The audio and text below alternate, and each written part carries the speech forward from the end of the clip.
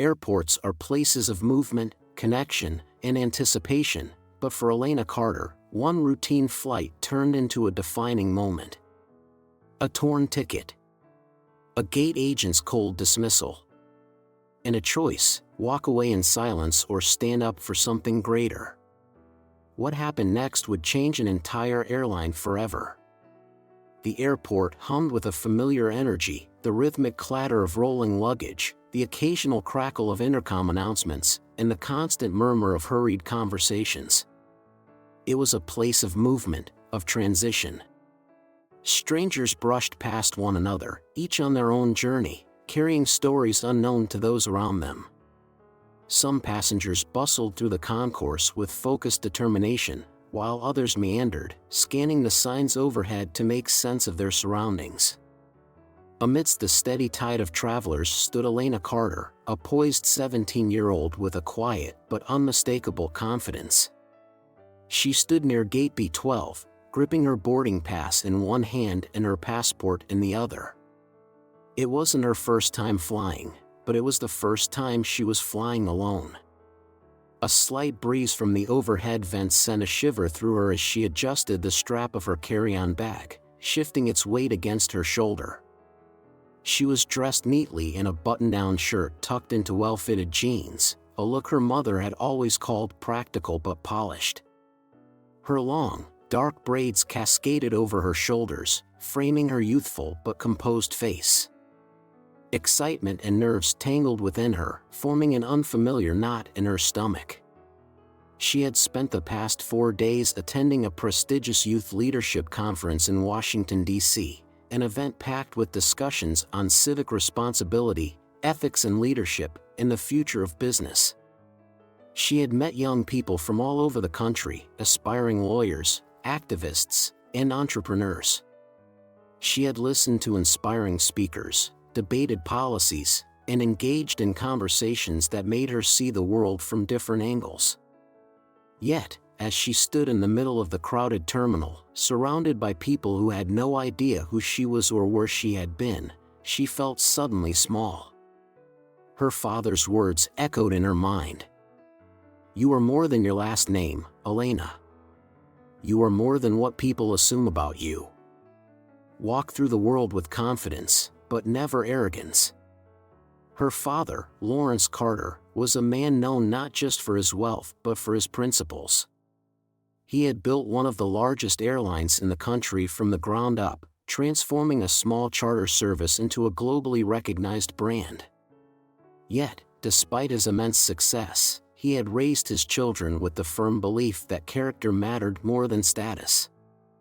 Your name might open doors, but your integrity will determine whether you get to stay in the room, he had told her more than once.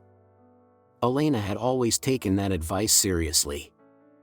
She had never wanted to be seen as just the daughter of Lawrence Carter. She had worked hard in school, earned her place at the leadership conference through merit, and tried to blend in rather than stand apart. But she also knew that sometimes, no matter how hard she worked or how polite she was, some people would only see what they wanted to see. She exhaled slowly, forcing her nerves to settle. This was just another flight. Just another airport. Nothing more. She glanced around the waiting area, taking in the small details of the world around her. Across from her, a businessman in his 50s, dressed in a navy suit and polished dress shoes, was tapping away on a laptop, his brow furrowed in deep concentration. A few seats down, a young mother wrestled with a restless toddler, bouncing the child on her knee as she attempted to keep him entertained with a plastic toy. Near the window, an elderly couple sat side by side, quietly discussing their upcoming trip, perhaps a long-awaited vacation, judging by the way the woman excitedly gestured toward a folded brochure in her lap. Elena found comfort in observing these little moments. The ordinary rhythm of travel. The quiet universality of waiting. The overhead speakers crackled to life. "Attention passengers on Flight 647 to Atlanta, boarding will begin shortly. Please have your boarding passes and identification ready." Elena straightened her shoulders and stepped forward toward the gate counter, where a middle-aged flight attendant stood behind the desk, shuffling through a stack of printed manifests. Her name tag read Nancy Reese. Elena offered a polite smile as she handed over her boarding pass and passport. "Good evening," she said, keeping her voice warm but professional. Nancy barely looked up. Instead, she took the ticket with an air of impatience, her expression unreadable as she scanned the pass under the barcode reader. The machine beeped softly. The flight attendant's eyes flickered to the ticket again, then to Elena's face. Her gaze traveled slowly, first to Elena's name, then to her long braids, then back down to the paper in her hands. Something about her posture shifted. A silent but perceptible change. Nancy pursed her lips slightly before speaking. "Are you traveling alone?" Elena nodded. "Yes, ma'am." Nancy's gaze lingered, her fingers tightening slightly around the ticket. "And who booked this for you?" she asked, her tone noticeably less neutral. Elena hesitated. It was an innocent question, on the surface. "My father's office handled the booking," she answered, keeping her voice even. Nancy's lips thinned. She looked back at the screen, then at the ticket again. A pause that stretched a little too long. Finally, she exhaled sharply and shook her head. "This doesn't look valid." Elena frowned slightly. "I'm sorry." Nancy set the boarding pass down on the counter, pressing her palm against it as if to keep it in place. "This ticket doesn't seem right. Where exactly did you get it?" A prickle of unease crept down Elena's spine. She had checked in online earlier that morning. The ticket had been confirmed. She forced a polite smile. "As I said, my father's office booked it. I double-checked my reservation before leaving the conference this morning. Everything is in order." Nancy exhaled sharply, her eyes narrowing slightly. "It doesn't look in order to me." Elena suddenly became aware that the businessman from earlier had stopped typing. The young mother was no longer bouncing her toddler. The older couple had shifted slightly in their seats. People were watching. Listening. Nancy picked up the ticket again and examined it with a level of scrutiny that felt almost performative. Elena's pulse quickened. This wasn't just about a boarding pass anymore. Something was wrong. Something she had seen before. She inhaled slowly, steadying herself. "Ma'am, if there's an issue, perhaps you could scan it again?" Nancy let out a dry, humorless chuckle. "I don't think that'll be necessary." And then, before Elena could respond, before she could process what was happening, Nancy tore the ticket in half. The sound was sharp, crisp, cutting through the hum of the airport like a sudden crack of thunder. Elena's breath caught. Around her, the world seemed to pause. Nancy dropped the torn ticket onto the counter and crossed her arms.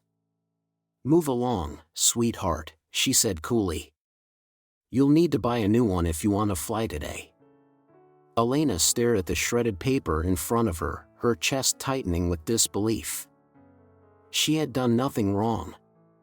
And yet, here she was. A familiar burn rose in her throat. But this time, she wouldn't swallow it down. The shredded ticket lay in two jagged halves on the counter, its torn edges a stark contrast to the pristine orderliness of the gate area. For a moment, Elena Carter could only stare at it, her mind struggling to process what had just happened. Nancy Reese, the flight attendant, had ripped it apart without hesitation, as if it were nothing more than a scrap of junk mail. The hum of the airport around them continued, but in that instant, the world felt unnaturally still. Elena's fingers tightened around the handle of her carry-on.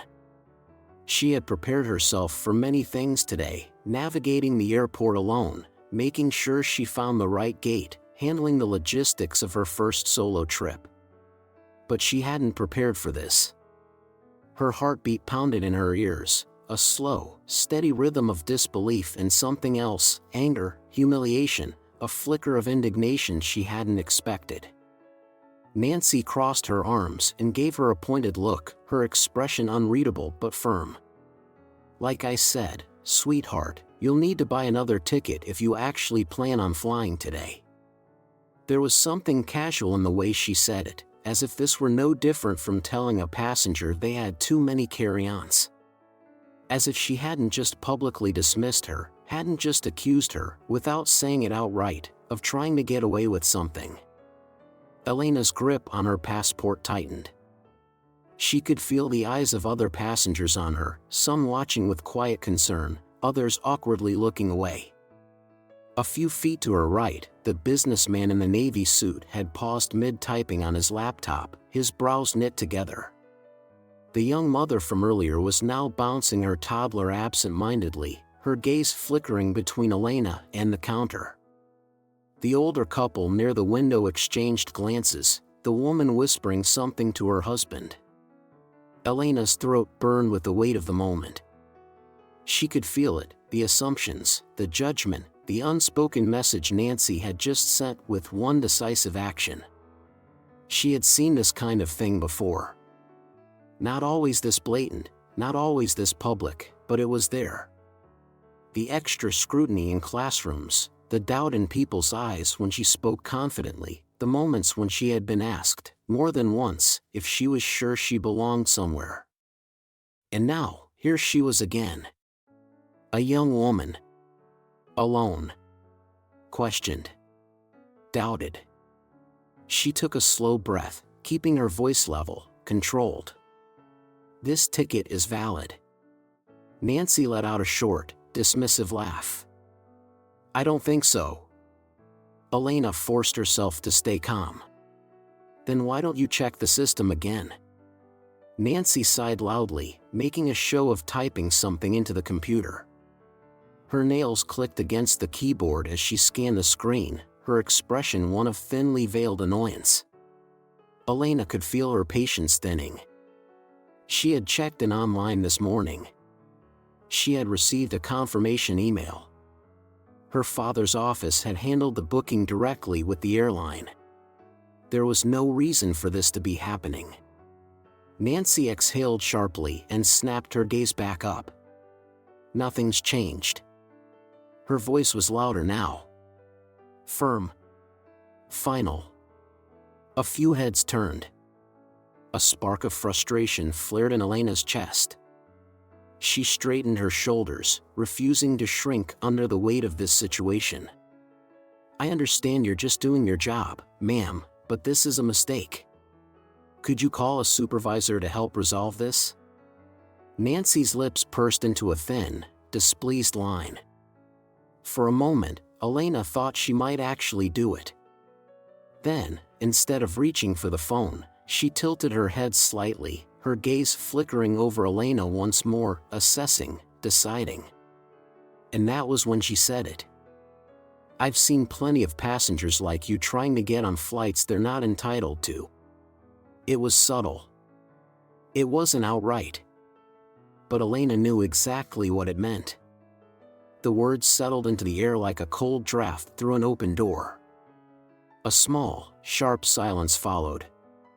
A moment where the weight of what had just been said pressed in around them, unseen but undeniable.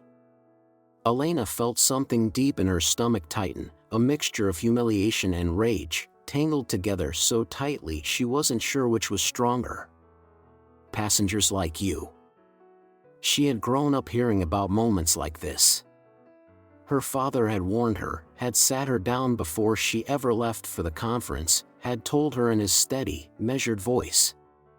"You will meet people who won't see you for who you are. They'll make assumptions before you say a word. When it happens, handle it with poise. But know your worth." She had promised herself she would. But now, standing here, in front of this woman who had already decided who she was before Elena could even finish a sentence, she felt her hands shake just slightly. She took a deep breath. "I'd like to speak to a supervisor." Nancy rolled her eyes. "And I'd like to get back to work." She waved a dismissive hand toward the next passenger in line, as if Elena no longer existed. The man behind her hesitated, looking between the two of them, as if unsure whether he should step forward. Elena's face burned. She wasn't sure if it was anger or shame, but she hated the way it made her feel. She could call her father. One phone call and this entire situation would be reversed in seconds. But she didn't want to be that person. She didn't want to pull rank. She didn't want to have to prove her worth through someone else's power. She wanted this woman to respect her as a passenger, as a paying customer, as a human being. But it was clear now, Nancy Reese had never intended to do that. Elena felt her fingernails press into her palm, grounding herself. She refused to let this woman see her break. Instead, she took a slow step back, clutching the torn ticket in her hand. She wouldn't let herself cry. Elena Carter had never felt so small in her life. She stood off to the side of the terminal, gripping the remains of her torn boarding pass with fingers that trembled, not from fear, but from the deep, burning humiliation she refused to let show. The noise of the airport surrounded her, an unrelenting buzz of voices, rolling suitcases, and overhead announcements, but she felt strangely disconnected from it all. This wasn't how today was supposed to go. She had done everything right. She had checked in early, confirmed her flight details, followed every rule. And yet, here she was, dismissed, ignored, treated like a child trying to sneak onto a flight she had every right to board. Her father had always told her to stay composed, to handle challenges with grace. But standing here, the remnants of her ticket crumpled in her palm, she had never felt so powerless. She pulled out her phone and dialed the one person who could change that. The line barely rang twice before she heard her father's voice. "Elena?" It was just one word, her name, but in it, she could hear concern, attentiveness, and something else beneath the surface. She swallowed, forcing herself to keep her voice steady. "Dad, I need your help." A beat of silence. Then, his voice, calm but firm. "Tell me everything." She did. She told him how the flight attendant had barely looked at her before deciding something was wrong. How she had dismissed her explanations, refused to check the system properly, and then, without hesitation, ripped her ticket in half. She had expected her father to interrupt, to ask for details, but he didn't. He listened. Completely. And when she finished, he asked only one question. "Where are you right now?" She glanced around, quickly giving him her exact location. He was quiet for a second longer than usual. Then, with a measured calm that sent a shiver down her spine, he said, "Stay right there. I'll be there soon." And then the line went dead. Across the city, in the towering headquarters of Carter Air, Lawrence Carter set his phone down and pushed away from his desk. The anger that simmered inside him was controlled, precise. He wasn't the kind of man to explode, to yell or make empty threats. He was the kind of man who acted. For nearly 30 years, he had built his airline from the ground up. It had started as a small charter service, just a handful of flights, a few dedicated employees, and a relentless drive to build something better. Now, it was one of the most respected carriers in the country, known for its efficiency, its service, and, above all, its commitment to treating every single customer with dignity. And today, at one of his own gates, an employee had decided that his daughter didn't deserve that dignity. He exhaled through his nose, pressing a button on his desk phone. "Michael, get me the director of airport operations. Now." His assistant, a man who had worked with him long enough to recognize this particular tone, wasted no time. While Michael made the call, Lawrence grabbed his jacket from the back of his chair, sliding it on with practiced ease. "And have my car ready." Michael hesitated. "Sir, is this something you'd like handled remotely?" Lawrence didn't break stride as he moved toward the door. "No. This is personal." Elena stood exactly where she had told her father she would be. She wasn't sure how much time had passed, 20 minutes? 30, but she didn't move. The longer she stood there, the more she saw what she had missed before. She watched as other passengers approached the gate, handed over their tickets, and were waved through without question. She saw how quickly their names were checked, their boarding passes scanned, how effortlessly they moved from one step of travel to the next. She thought of all the times she had traveled before, how this had never happened to her when she was with her family.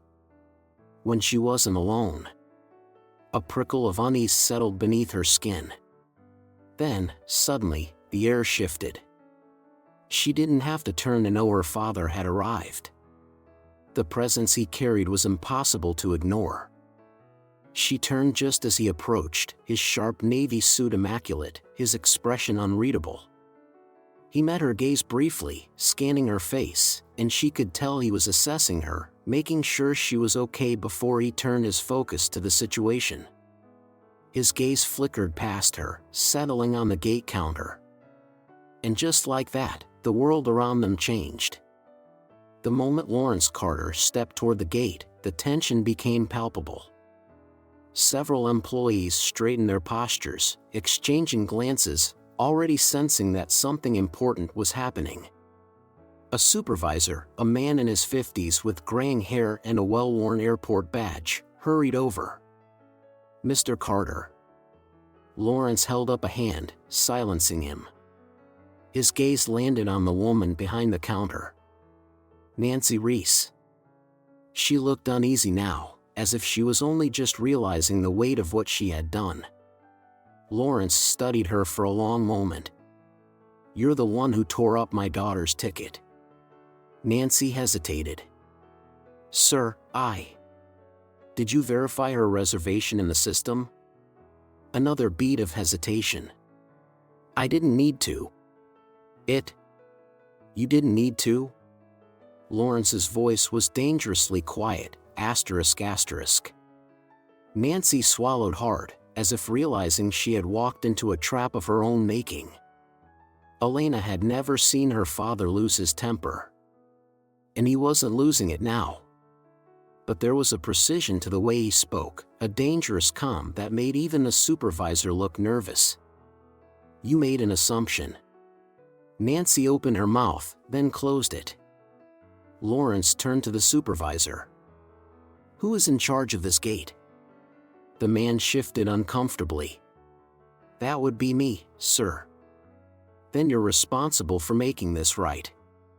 The supervisor nodded quickly, already moving to print a replacement ticket. "We'll take care of it immediately, Mr. Carter." "I sincerely apologize." Lawrence didn't look at him. His eyes remained on Nancy. "I want your name on my desk by the end of the day." Nancy paled. Elena wasn't sure if her father meant a formal report or a resignation letter, but she doubted it would matter. She had never believed in revenge. But she did believe in accountability. And today, she had seen firsthand why that mattered. As the printer hummed behind the counter, spitting out her new boarding pass, she exhaled slowly. She wasn't sure what would happen next. But she knew one thing. This wasn't over. Not yet. The air inside the terminal felt thick with tension. Passengers bustled around, some unaware of the conflict brewing, while others stole glances toward the gate where a quiet storm was beginning to gather. Elena Carter stood beside her father, the newly printed boarding pass clutched tightly in her hand. It was strange, just a thin piece of paper, yet it symbolized so much more than a seat on a plane. This was about dignity, respect, and the fact that she had been denied both. Her father, Lawrence Carter, was not a man accustomed to raising his voice.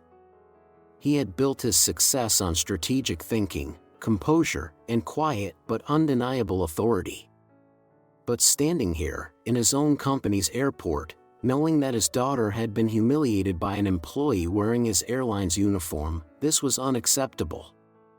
Lawrence turned to the supervisor, a man in his early 50s with neatly combed gray hair and a name tag that read Richard Owens. "We need to talk. Now." Richard hesitated, then nodded quickly. "Of course, sir. Let's step into the operations office." Lawrence glanced at Elena, his expression softening for a fraction of a second. "Stay here for now. I won't be long." Elena nodded, watching as he strode after Richard, his posture impeccable, his presence commanding.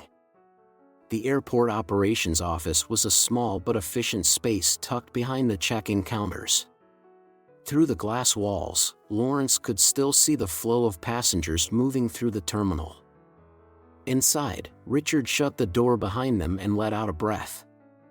"Mr. Carter, let me start by saying how deeply sorry I am for what happened. This is not how we train our employees to behave." Lawrence remained standing, his gaze unwavering. "Tell me exactly how you plan to fix this." Richard cleared his throat, clearly uncomfortable. "Well, first, I've already arranged for a new boarding pass for Miss Carter. We will also ensure that she receives a first-class seat for the inconvenience." Lawrence barely reacted. "And what about the root of the problem?" Richard shifted in place. "Sir, I understand your frustration, but we will conduct a full internal review." "A review?" Lawrence's voice was quiet, but there was a sharpness to it. "That's what you tell customers who file complaints and never hear from you again." Richard swallowed. "Mr. Carter, I assure you." "Let's be clear about something," Lawrence interrupted, stepping forward. "This isn't just a customer complaint. This is a fundamental failure in the way one of your employees handled a paying passenger. My daughter was treated with suspicion from the moment she walked up to that counter. She was given no benefit of the doubt, no professional courtesy. She was dismissed, insulted, and publicly humiliated. And why? Because a flight attendant decided, without reason, that she didn't belong." Richard opened his mouth, then hesitated, clearly choosing his words carefully. "Sir, we take these matters seriously. There will be an investigation, and appropriate action will be taken." Lawrence's jaw tightened. "Appropriate action," he repeated slowly. "And what does that mean, exactly?" Richard hesitated. "It depends on the findings of the investigation." Lawrence let out a slow breath. "I see." A pause. Then, in a measured tone, he asked, "Tell me something, Richard. If I were not Lawrence Carter, if I were just another father, standing here today, demanding answers, would you be giving me this same response?" Richard's expression faltered. "Sir, I..." Lawrence held up a hand. "Let me rephrase. If this had happened to any other young woman, one without a father with power and influence, what would have been done?" Richard looked uncomfortable. And that was the real problem, wasn't it? Because if Elena hadn't been the daughter of Lawrence Carter, there would have been no first-class upgrade. No supervisor stepping in. No one scrambling to make it right. There would have only been a torn ticket, a dismissive gesture, and a girl left to fend for herself. Lawrence's eyes hardened. "I want more than an internal review, Richard. I want a full report on how discrimination complaints are handled at this airport. I want to know how many complaints have been filed in the last year, and what the outcomes were. I want to see the training materials your employees are given, because clearly, whatever system is in place is failing." Richard blinked. "Sir, that's a lot to ask for." Lawrence didn't move. I'm not asking. A long, heavy silence settled in the room. Then Richard nodded slowly. I'll have everything compiled by the end of the week. Lawrence gave a single nod. Good. Because if I don't see real action taken, I will make sure this issue is addressed at the highest level. Richard knew exactly what that meant. And he had no doubt that Lawrence Carter had the power to make it happen. When Lawrence emerged from the office, Elena was exactly where he had left her, waiting near the seating area. She watched him approach, searching his face for some sign of what had happened inside. Well, she asked quietly. He handed her the new boarding pass. You have a seat in first class now, he said. She hesitated. I don't care about an upgrade, Dad. I care about what happens next. His expression softened just slightly. So do I, he assured her. And I intend to make sure something does. She studied him for a moment, then nodded. Lawrence exhaled, glancing back toward the gate where Nancy Reese had conspicuously disappeared from sight. Let's get you home, he said. Elena held her head high as they walked toward the security checkpoint. She wasn't sure what would happen next. But for the first time since this ordeal had begun, she felt like something was actually going to change. Elena Carter sat in the plush first-class seat, her new boarding pass resting on her lap, its presence both a relief and a reminder. The cabin was quiet, the soft murmur of passengers settling in and the occasional chime of flight attendants preparing for takeoff filling the space. The air smelled of freshly brewed coffee and leather upholstery, the subtle luxury of an upgrade she had never needed, nor asked for. She exhaled, glancing out the window as the tarmac stretched endlessly beneath the darkening sky. Her father sat beside her, his posture relaxed but his mind clearly still working through what had just happened. Lawrence Carter was not the kind of man to leave problems unresolved. She could see it in the way he drummed his fingers lightly against the armrest, his gaze unfocused as he played through the events in his mind. But Elena wasn't thinking about what had already happened.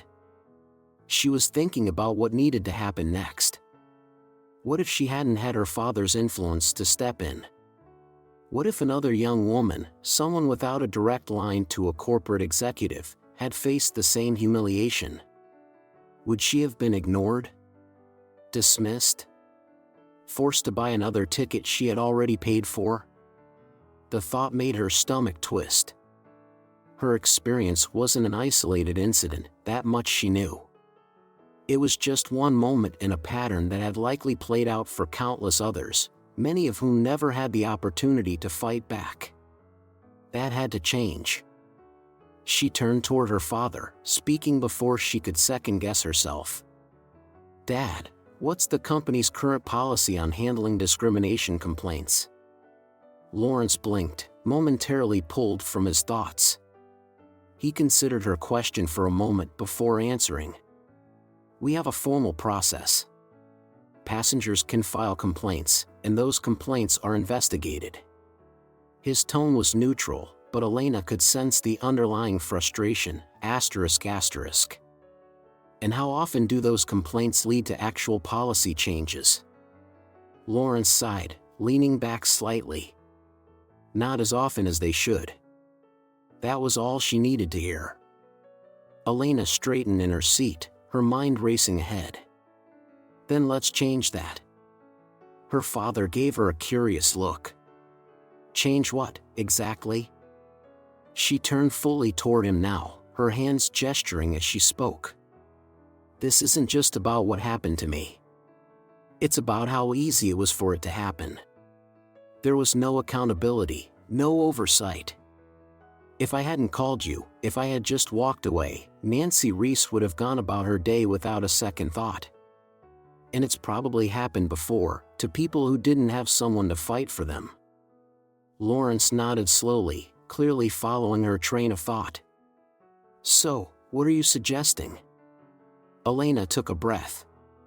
We need a program, a real one, not just some corporate statement about diversity that sounds good in a press release. Something that actually changes how employees think, how they interact with passengers. Something that makes sure what happened to me doesn't happen again. Lawrence studied her, his expression unreadable. "You're talking about training." "Not just training," she clarified. "Cultural awareness, bias recognition, de-escalation tactics, something comprehensive. Something that doesn't just teach employees what not to do, but actively helps them understand their own biases and change their approach." She could see him considering it now, the gears turning behind his eyes. "That's not a simple fix, Elena. Implementing a program like that across an entire airline takes time, resources, and the right people to run it." Elena didn't flinch. "We have all of that. The company has resources. I have contacts from the leadership conference, people who work in this space, who specialize in these kinds of training programs. We can build something real." Her father raised an eyebrow. "You've already thought this through." "Of course I have," she admitted. "The moment I realized how quickly that flight attendant dismissed me, I knew this wasn't just about me. If we don't fix the system, it's just going to happen to someone else." Lawrence was silent for a long moment. Then, he smiled. "Just a small one. You sound like me when I was your age." Elena smirked. "That's because you raised me." He let out a soft chuckle, shaking his head. Then, with a more serious expression, he nodded. "All right. Let's start with a proposal. If we're going to do this, we need to do it right." A thrill of determination ran through her. This wasn't just about what had happened today. This was about changing what could happen tomorrow. And for the first time since this entire ordeal had begun, Elena felt like she was exactly where she was meant to be. At the beginning of something bigger. Elena Carter sat at the long mahogany dining table, her laptop open in front of her, a blank document glowing on the screen. The house was quiet except for the faint hum of the refrigerator and the occasional soft murmur of conversation drifting in from the living room, where her mother was speaking on the phone. It was late, but she wasn't tired. Not yet. Across from her, her father, Lawrence Carter, leaned back in his chair, hands folded as he listened. He had always been a patient man, never one to rush decisions. But Elena could tell, by the way his gaze remained fixed on her, that he was taking this conversation seriously. "All right," he said finally. "Walk me through what you have in mind." Elena straightened in her seat, fingers tapping lightly against the keyboard. "I've been thinking about how companies handle diversity and bias training," she began. "Most of it is, well, it's performative. It's a couple of hours of slideshows, maybe a video or two, and then people check a box saying they completed it." Lawrence nodded slowly. "And you don't think that's enough?" "It's not," she said firmly. "If it was, people like Nancy Reese wouldn't be in positions where they can act on their biases unchecked." She hesitated, then added, "It's not just about preventing discrimination. It's about changing mindsets. Helping people recognize their blind spots before they turn into actions." Her father exhaled, his fingers drumming against the edge of the table. "Go on." Elena glanced at her notes. "We need something immersive. Not just a one-time training session, but an ongoing program. Real-life scenarios, interactive sessions, even role-playing exercises. People need to be put in situations where they can actually experience the impact of their choices, not just listen to statistics." She looked up, searching his face for a reaction. "If we do this right, Carter Air could lead the industry in something real, something that actually changes how employees interact with passengers, not just how they answer a test at the end of a video." Lawrence didn't respond immediately. Instead, he reached for his coffee mug, one that had been sitting untouched since their conversation began. He took a slow sip, eyes narrowing slightly in thought. Elena knew this look. It meant he was weighing every angle, considering every consequence. Finally, he set the mug down and folded his hands in front of him. "You've clearly thought this through," he said, his voice measured. "But let me ask you this, who's going to build it?" Elena had been waiting for that question. She turned the laptop toward him, revealing a list of names: diversity and inclusion specialists, corporate trainers, behavioral psychologists, contacts she had gathered from her time at the leadership conference. "I already reached out to a few people," she admitted. "Some of them run workshops for major corporations, others work in education or nonprofits. If Carter Air is willing to invest in this, I know we can find the right experts to build a program from the ground up." Lawrence studied the screen, nodding slightly as he scanned the names. "And what about implementation?" he asked. "Rolling something like this out to thousands of employees isn't simple. We'd need department heads, HR, executive buy-in." Elena took a breath. "That's where you come in." His eyebrows lifted slightly. "I can help design the program," she continued, "but you're the one with the influence to get it implemented at the corporate level. If we can make a strong case to the board, show them how this isn't just the right thing to do, but also how it strengthens the company's reputation, it won't just be a proposal. It'll be a necessity." For a long moment, Lawrence didn't speak. Then, slowly, a small smile tugged at the corner of his lips. "You know," he mused, "you remind me of someone." Elena smirked. "Let me guess, your younger self?" "No," he said, shaking his head. "Your mother." She laughed, and for a brief moment, the tension that had hung between them since the airport finally eased. Then his expression grew serious again. "If we do this, Elena, it has to be done right. It can't just be a reaction to what happened to you. It has to be about something bigger than that." She nodded. "I know." Lawrence tapped a finger against the table, considering. Then he reached for his phone. "All right," he said. "Let's get to work." The conference room at Carter Air headquarters was modern and spacious, lined with floor-to-ceiling windows that overlooked the city skyline. A long, polished mahogany table stretched down the center, surrounded by high-backed leather chairs. At one end of the table sat the board of directors, a group of seasoned executives and senior managers, all dressed in sharp suits and business attire. Elena Carter had never been in a room like this before, not as a participant. She had grown up around corporate discussions, board meetings, and strategic planning sessions, but always as an observer, watching from the sidelines as her father navigated negotiations with the same ease that others handled morning coffee orders. But today, she wasn't an observer. Today, she was here to speak. Her father sat beside her, his expression unreadable but reassuring. He hadn't offered to speak on her behalf, nor had he softened the challenge ahead of her.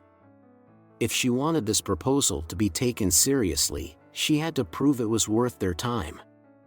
She took a deep breath as the head of the board, Cynthia Reynolds, a woman in her 60s with sharp eyes and an air of authority, leaned forward. "All right, let's hear it." Elena clicked the laptop in front of her, and the presentation screen lit up with the title. "Beyond Compliance, a Cultural Shift in Customer Service." She glanced around the table before beginning. "Good morning. I know your time is valuable, so I'll get right to the point." Her voice was steady. That was the first hurdle. Carter Air has always prided itself on excellence. We lead the industry in customer satisfaction, operational efficiency, and innovation. But today, I want to talk about something that isn't as easily measured in quarterly reports, something that impacts our passengers just as much as on-time arrivals or baggage handling. She clicked to the next slide. A simple statistic appeared on the screen. 65% of airline passengers report experiencing some form of bias, stereotyping, or unequal treatment from airline staff. A ripple of reaction moved through the room, some shifts in seats, a few murmurs. That number isn't from a fringe study.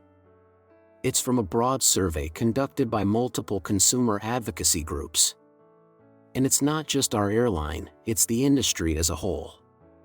But here's the problem: traditional training programs aren't fixing it. She clicked again. A list appeared on the screen. Mandatory sensitivity training, 90% completion rate, but only a 22% retention rate among employees. Bias awareness workshops, fewer than 10% of employees voluntarily attend. Customer complaints related to discrimination, less than 5% result in policy changes. We have policies, Elena continued, but policies alone don't change behavior. If they did, we wouldn't still see incidents like passengers being unfairly questioned, delayed, or in extreme cases, removed from flights for reasons that aren't justified. She let that sit for a moment before moving to the next slide. That's where this proposal comes in. A new title appeared. The Carter Air Initiative for Inclusive Service, a new approach to employee training. She continued, we're proposing a new training program that doesn't just check a box for compliance. This would be an immersive, ongoing program designed to actually change how employees engage with passengers. One of the board members, a man in his 70s named William Greer, adjusted his glasses. How is this different from what we already have? Elena was ready for the question. Instead of passive training, where employees sit through a seminar once a year and forget about it, we focus on active learning. This program would include. She gestured toward the screen as she listed. Real-world scenario training, where employees go through interactive exercises, not just lectures. De-escalation and empathy workshops, led by specialists in behavioral psychology. Passenger experience role reversals, where employees are placed in the shoes of passengers facing bias. Continuous reinforcement, with short, engaging refresher courses every few months instead of a single annual session. She turned back to the room. And here's why it matters. She clicked again, and a final slide appeared.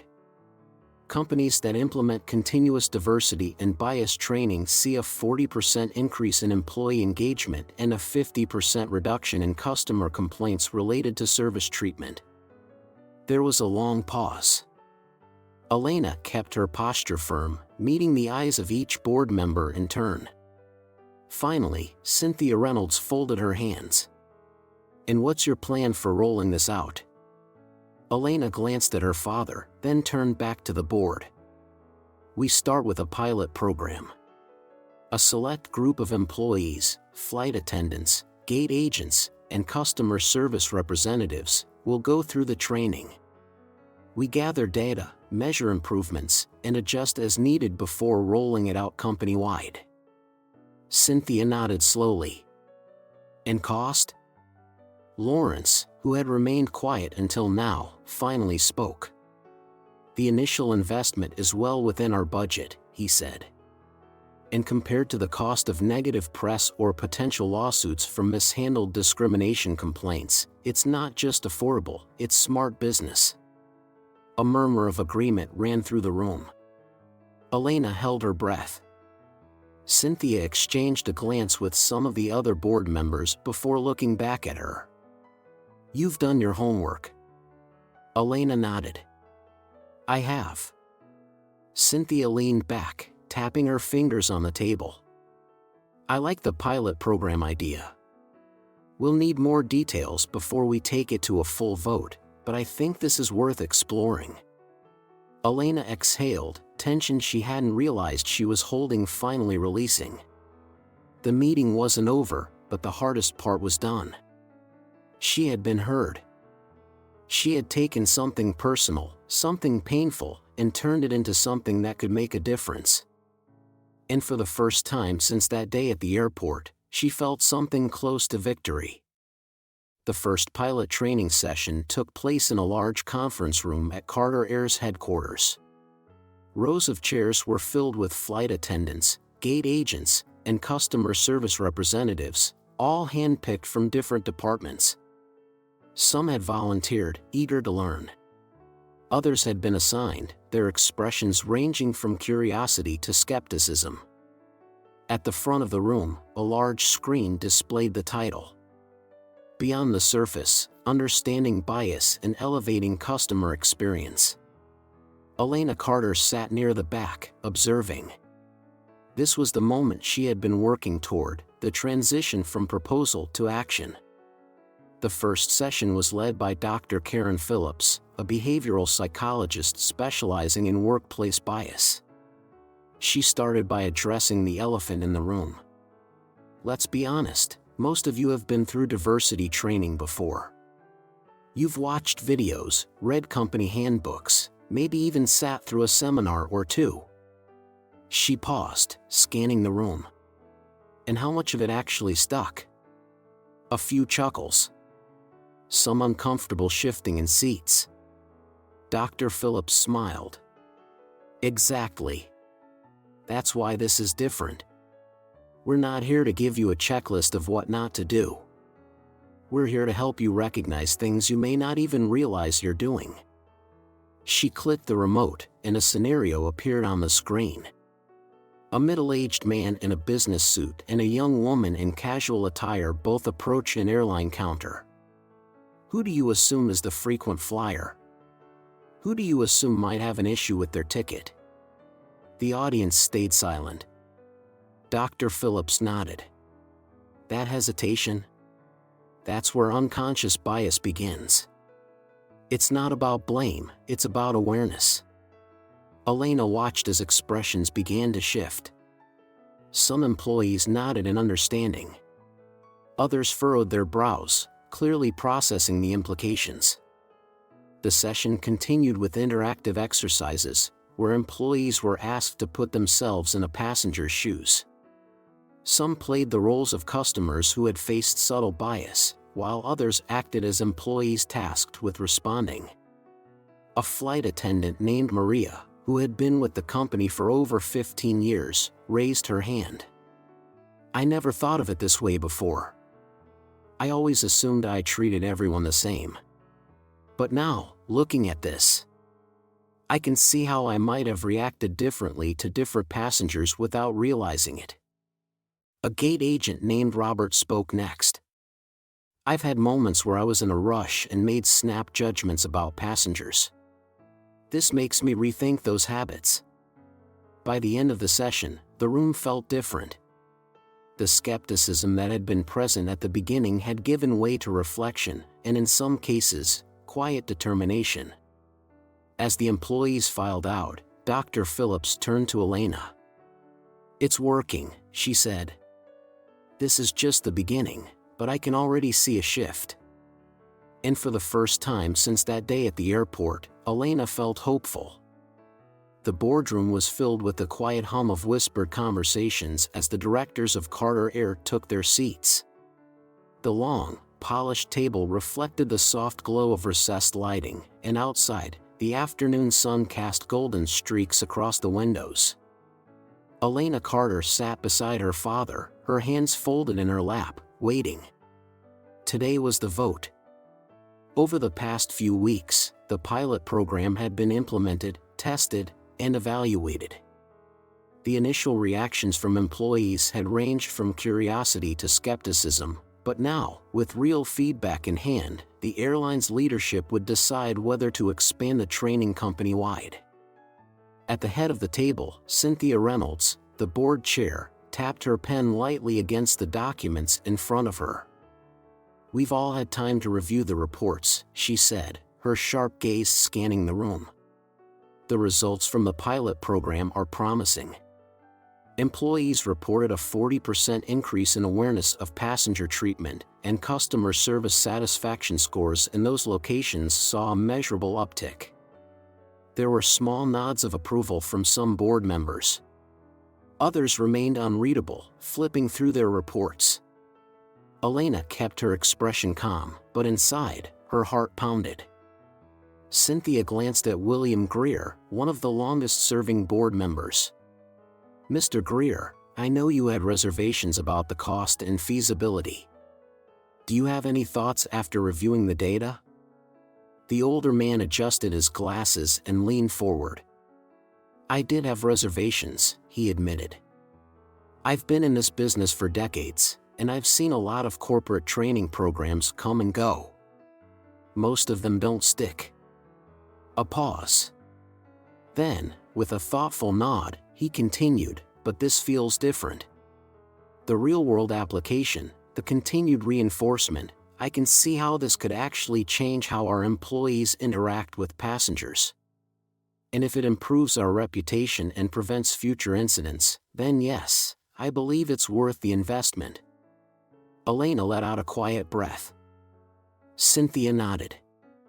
"All right. Let's take this to a vote." One by one, hands rose around the table. Some quickly, some after a moment's hesitation. Elena held her breath as the last few votes came in. The motion passed. Cynthia turned toward Lawrence and Elena. "Congratulations. The program will be implemented across all divisions of Carter Air." Lawrence nodded in appreciation, but Elena saw the smallest hint of pride in his eyes when he glanced at her. She had wanted justice after what happened.